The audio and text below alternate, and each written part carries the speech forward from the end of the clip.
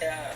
We used to go to Y, but We have a place over here that's they called have the Dream Center they have so on much Newstead. booking going in. And it's such a great organization. It's a church organization which helps out this neighborhood over here a hell of a lot. People that are homeless, needs to take baths, need somewhere to go and get a hot meal, need clothing, hygiene. It has a food pantry. It does a lot of things for the children, back to school stuff. They have different little activities going on. They do car washes for $5. Man, I believe this organization is over. Joyce Myers is over this organization, and man, this organization is awesome.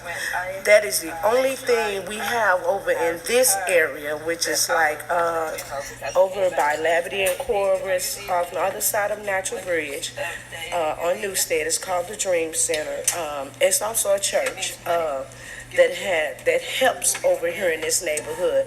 I do believe that they will help you in trying to find you shelter and find you housing and everything. I have not specifically had to get their assistance, but I've heard a lot of people talk about them.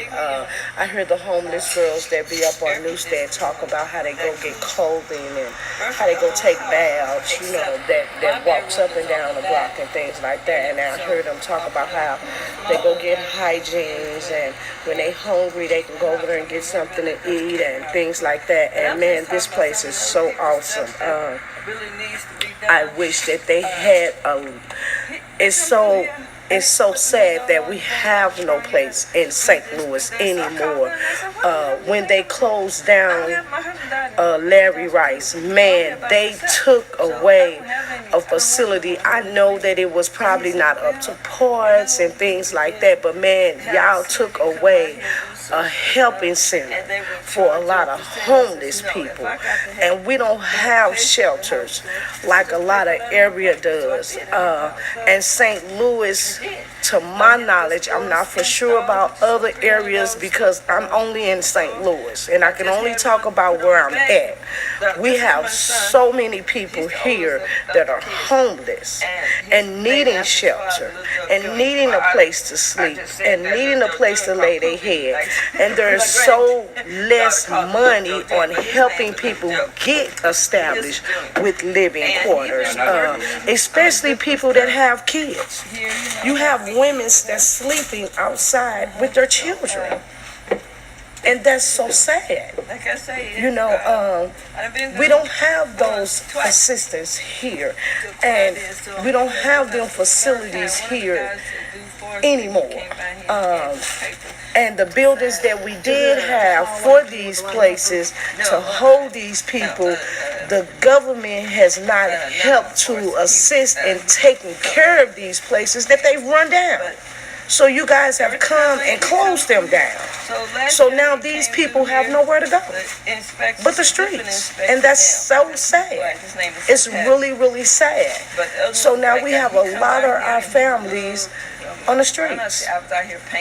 And you see a lot of them floating around here in this area, neighborhood of Lavity and Cora, on Newstead, on Ashland.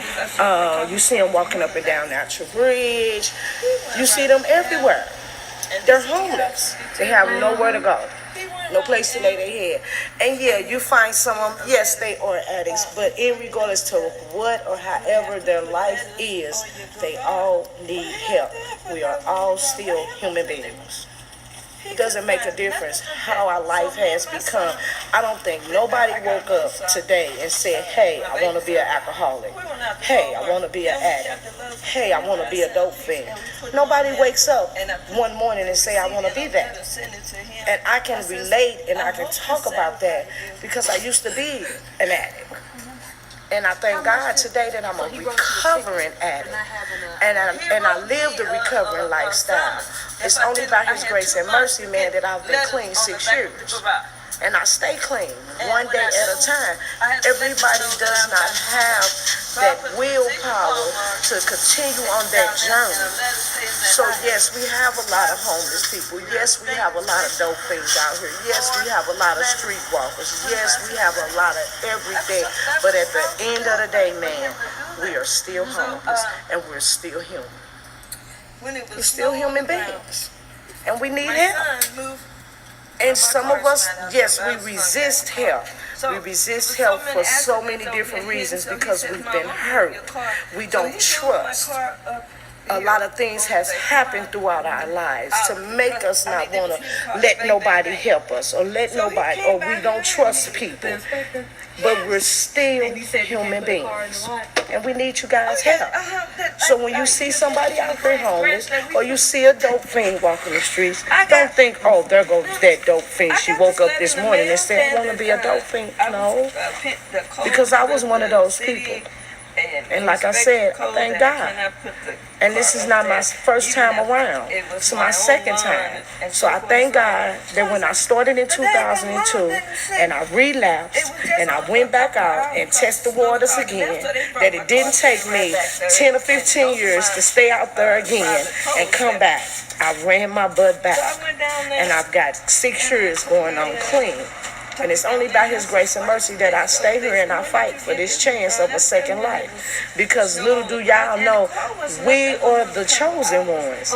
We get a gift of having 2 lives. Y'all just get a gift of 1. We have a gift of 2 lives.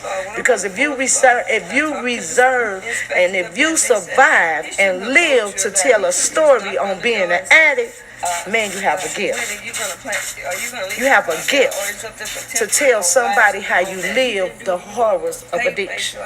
Because I'm one of those. So don't think that, this is just something that just we woke up to be. No, but then remember, we're still human. So when you see us out here struggling, don't just walk past us. Stop and say, can I help you? Even if we resist it, it doesn't hurt to stop and say, can I help you? You see a homeless people, you can tell the difference between a homeless person and a person that's just peddling for some money. You can really tell.